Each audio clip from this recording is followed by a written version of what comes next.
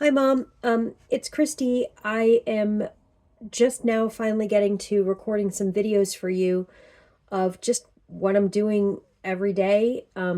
So that way you can just look at them all and it'll be great.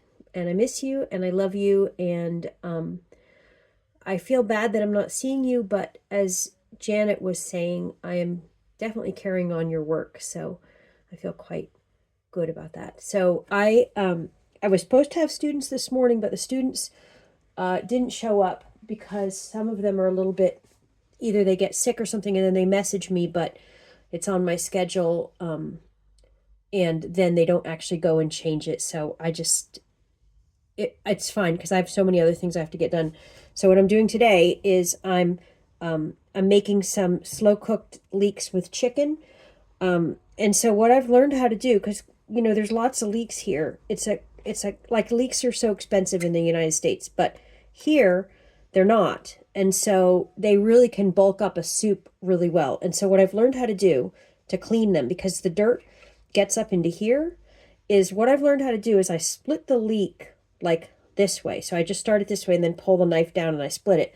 And then I can go and I can undo these parts and I can see where the dirt is. And then after that, I can cut them up and put them in there. So I also use this knife sharpener because then when I used to cut leeks with a serrated edge knife because it was the only way I could get them to really grab on. But actually what I've discovered is that if I use this nice knife sharpener, then that means I've got a really good edge on my leek, and just look at how well it goes through. So it's great. Um, so let me just finish this one here. Um, I'm sure you remember, like, I wish I had I wish I had learned to cook from you. I learned some of it. But I don't know why I was so rebellious about not wanting to learn how to cook. I think I always used to make like one dish meals, and I'm still kind of a fan of that because I can just do it. Like my slow cooker, I'm using my biggest slow cooker right now. So it's this one here. You can see it's really big because I'm going to put a whole chicken in there. And because it's just me, I don't really have to worry about bones or anything because after I'm done, I can either just eat it like that or I can cut the bones. I can get the bones out. So I'm just going to finish cutting this one here. And I always start this slow cooker like right away. Now this one here I've done, but you can see I haven't gotten the dirt out. So there's still dirt in here. Sometimes I have to lose this last leaf here, but let me just get this like okay. Like this one I had to pull this off because it just isn't it's also kind of tough. But now this is 3 leeks in here, and leeks are so cheap here. They're they make a joke in that Shakespeare play Henry V that they give Henry V leeks because he's Welsh, and so I think leeks are maybe I don't think it's exactly the flower of Wales. I think that's the daffodil, which they use for St. David's Day. But leeks are really prevalent here, and you can get them, whereas in the U.S. you have to spend so much money for leeks. And they're great because, like, what they'll do is they'll add this nice thickness into the soup. Okay, so I'm going to leave the leeks in there. I've put them in with some, oops, here's a little bit of the inside. And it's funny because every country is different about what they like about the different vegetables. Like for some people, it's the green. For some countries, it's the green part. And for some countries, it's the bottom part. Okay, so I wanted to show you while the leeks are setting up in here. Now I've got it covered, and I've got a little bit of olive oil in there, and what I'm going to do is I'm going to put all my vegetables on the bottom, and then I'm going to put the whole chicken and my spices. I'm going to rub the chicken then with some spices, and I'm going to put all of that. Here we go. Oh, I'll show you this. This is my wall of power here. I decided because I have all this editing and writing to do. I put all of my all my things up here. Here's my degree. Here's the Fierce Bad Rabbit thing just because, whoops, you can't see it. Now you can. Yeah. just because you can see it, like it makes me feel tougher.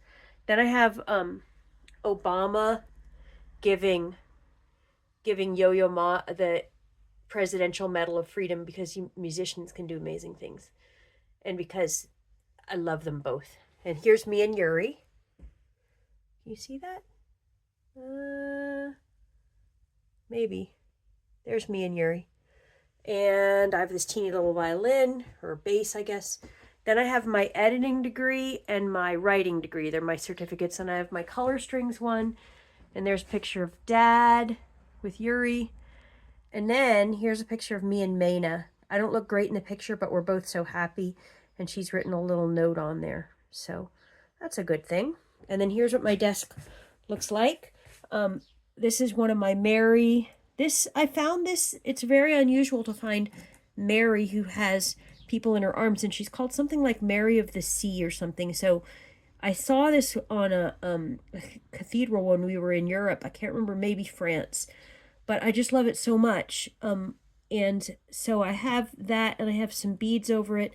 But whenever Maina sees any of my Mary statues, she always puts a little flower or something there, and she decorates the one outside too. And if it's holding Jesus, she'll put little flowers on him too. So I just got rid of the flowers. She found a purple flower outside, so sometimes I'll come in and they'll be decorated, which is kind of nice.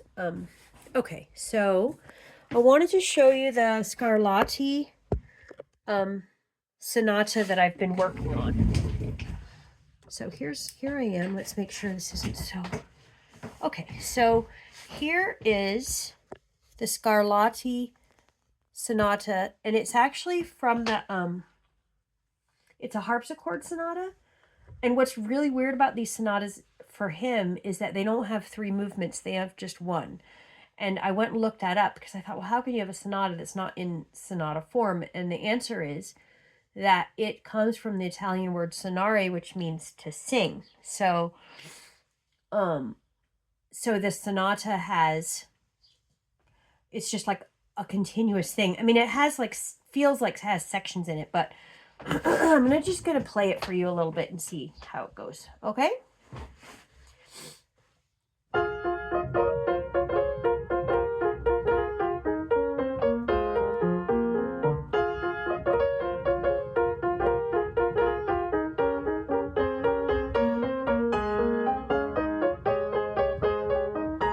Sorry.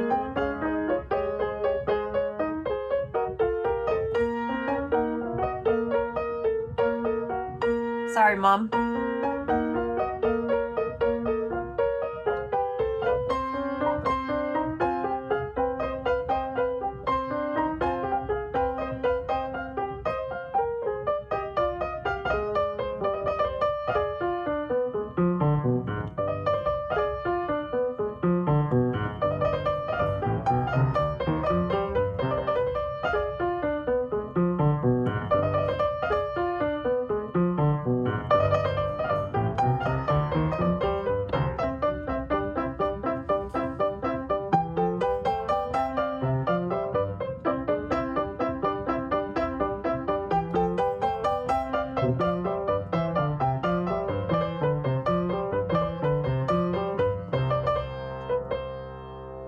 Anyway, that's the first half of it. And then it has this cool second part. Now, normally that would be repeated, but I'm not sure because I've not played music for you on video. I'm not really sure how this is going to go, so I don't want to do a whole lot in case it's bad. Okay, so here we go. This is the second movement. And what's really cool about this is all those little trills, he's got one happening in the middle voice. So here we go.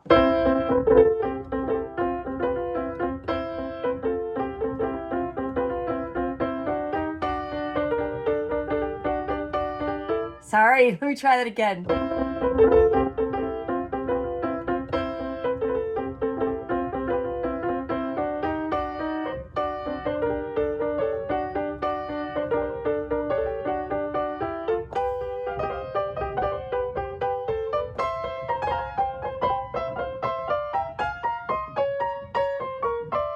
Come on.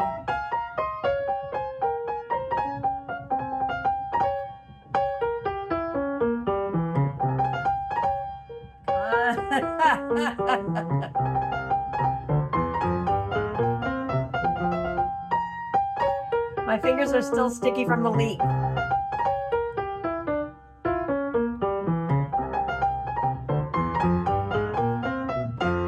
Now he's going to do that, all of that.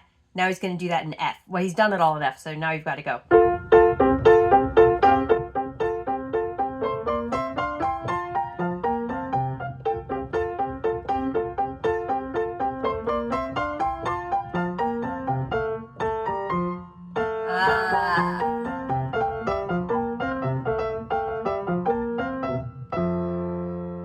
Okay, so when I listened to the recording, there's a guy that made a recording of all the Scarlatti sonatas.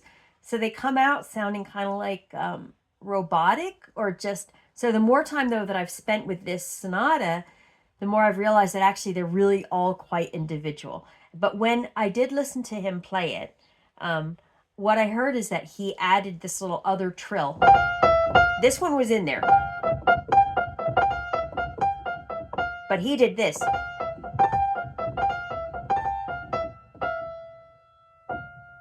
Which is cool. So then I decided I better do that. So I added it in there. And what he wants us to do there is to diminuendo and ritardando on that. So I guess it would be like... Whoops, gosh.